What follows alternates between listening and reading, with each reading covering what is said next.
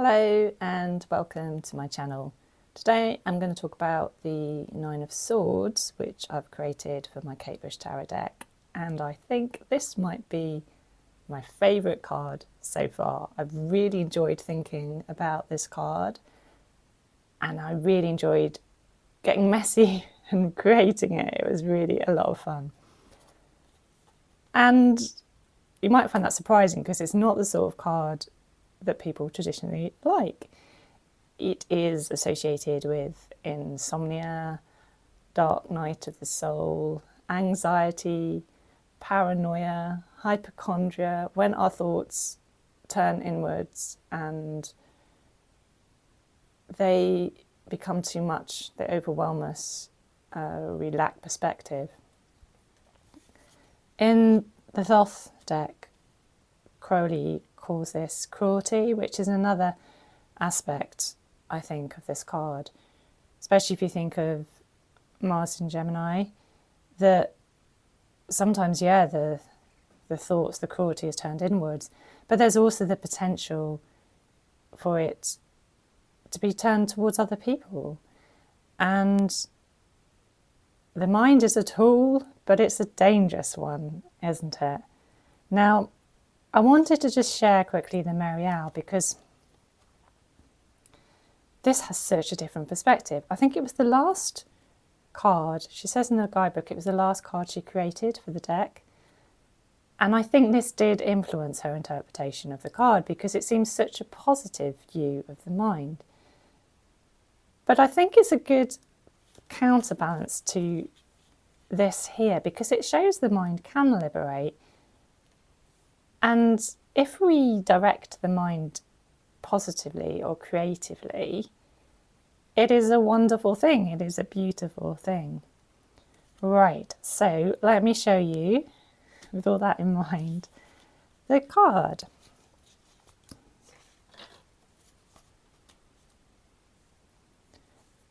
So this reads from the painful cries of mothers to the terrifying scream. And it is taken, the lyrics are taken from Experiment 4, which is a very dark tale about some scientists creating a sound that they can become a weapon that can kill people in war. And I just went back to my old primary school techniques and I got some oil pastels, then painted the gesso over the top, then scratched, I'll just so you can see the texture, I just scratched these kind of angry lines. It was really messy, but I really enjoyed doing it. And you got this kind of shocking pink coming through against the black, which I thought worked well with Kate Bush here. I think it's possibly my favourite Kate Bush video, although I do love cloud busting as well, which I talked about with the Magician card. I think the video adds another layer to the song. It is a very dark story, but she seems to be having so much fun in creating the video.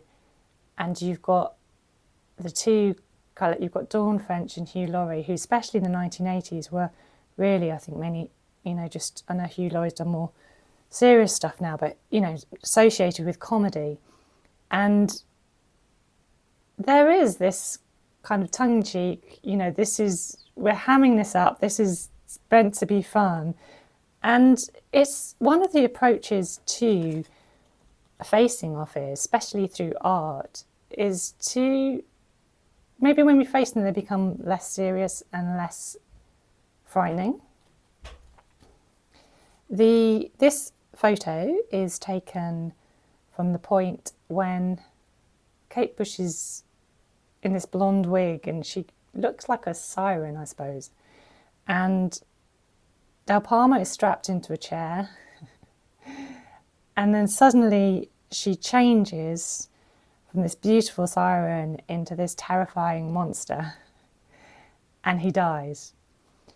And that reminded me, I love that moment because it reminds me of those memento mori that you sometimes see. I mean, I know I've seen them, the Wellcome Collection in London used to have them. and they'll be like a little tiny portrait. Sometimes they were small enough to, you know, take with you to put in your pocket or your bag or whatever. And they would have a portrait of a beautiful young person, often a woman actually. And then on the other side, or you'd lift a flap and it would show the decayed, that person decayed, or that person as they might look in a grave or with the skull. And as a reminder that beauty fades, that we're all mortal, which is the ultimate fear, I think, expressed in this card. The other just nerdy little thing that I wanted to point out is that I have always thought, I'd be interested to know what you think, I've always remembered this as to the terrifying scream, which is what I've always put, which I've put here and which I've always sung. And when I listened to the video, I thought that's what Kate Bush was singing. But interestingly, in How to Be Invisible, the lyrics say to a terrifying scream.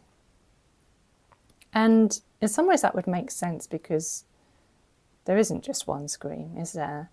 But how terrifying to think there is this huge, massive scream that kind of encompasses all other screams and is the ultimate scream maybe before you die, which is how I've always interpreted the song. So I think that is all I have to say, really. Do watch the video if you don't know it. I learned that it was banned, that Top of the Pops banned the video because they thought, especially before the watershed, with the 9 o'clock watershed, they thought it was too scary at the time. I also learned that from the whole story, because it's from this album here. Sorry, I'm too close. But also learned that in South Korea, the whole story, they interestingly, the government banned Hounds of Love, Army Dreamers, and The Dreaming from that album. I can't understand why they banned Hounds of Love, but they still included Experiment 4, which I would say is is equally a statement against abuse of power. So let me know what you think, and if you can think of any other cards that maybe suggest 9 of Swords. Yeah, interested to know what you think, and thanks for watching. Bye bye.